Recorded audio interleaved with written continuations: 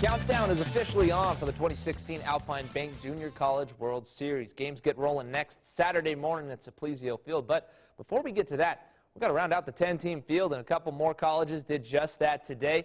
One of them you guys know all too well, the Iowa Western Reavers. They punched their ticket on their third straight trip to Grand Junction this afternoon with a 7-3 win over Triton College in the Northern District Championship game. And the Reavers are a team who not only won it all in 2012 and 2014, but have made the trip to Junction 17 times in the program's history. This year's team is also tops in the country in shutouts, so keep an eye on their pitchers to quite a lot of bats in the coming weeks.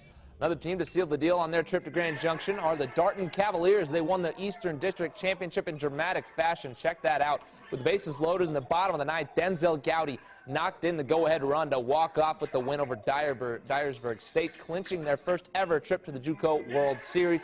And get this, today's win was their third straight in elimination game, so don't back these guys into a corner because that seems to be where they're most comfortable. Can't wait to see what they can do out here in Grand Junction.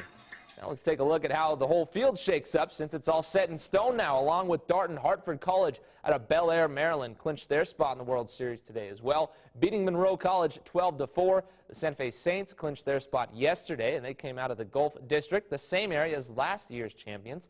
And here's a look at the final five in the tournament. Delgado literally clinched it 20 minutes before the 5 o'clock show. Pretty impressive, beating Maple Woods 11-4 in the South Central title game, which marks their third straight trip to Grand Junction. And you saw the dramatic finish with Darton. Well, I think Yavapai topped that yesterday, beating Western Nevada 20-16 with a walk-off grand slam. Yeah, you heard me right. I'll tell you what, if that doesn't get you fired up for JUCO, not really sure what will, but like I mentioned, that's not till next Saturday. And just because we're gearing up for JUCO doesn't mean things are quiet over at Saplesio Field.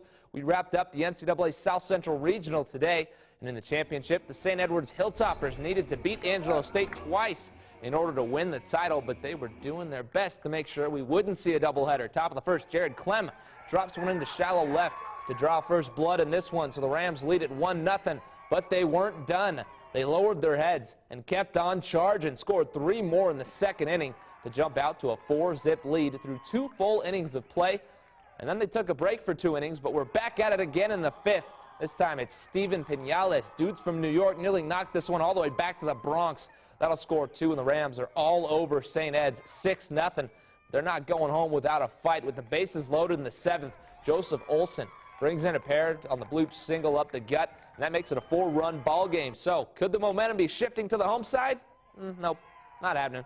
Rams scored 3 in the next frame to bury the Hilltoppers. That made it 9-2, and Graylin Brown took care of it in the 9th. 3 up, 3 down. This final out sealed the deal on Angelo's second straight regional title. So they're packing their bags for a trip to Cary for the World Series. In the big leagues, the Rockies fans got a little teaser today. They played 1 inning and the Rocks scored 1, but some rain moved in again, and this sucker got postponed. No word yet on a makeup date, but they'll shoot to close out the series tomorrow at 10:35 a.m. All right, enough of that. Let's ball. Oklahoma City and Golden State in Game 3 of the Western Conference Finals, and much like Game 1 of the series, OKC was running it.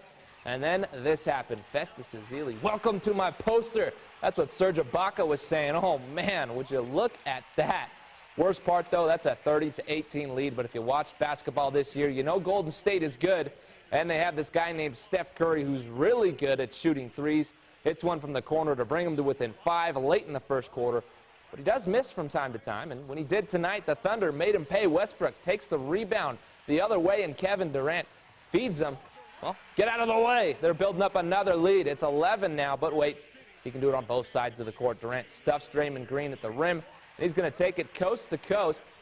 And he pulls up for the dagger from downtown. He'd scored 33 tonight. That really got the momentum going, and they kept it rolling into the second half, where they really pulled away thanks in part to Durant's performance, paired with another 30 from Westbrook, notching his 12th double-double of this year's playoffs as the Thunder roll 133-105 to take a 2-1 lead in this series.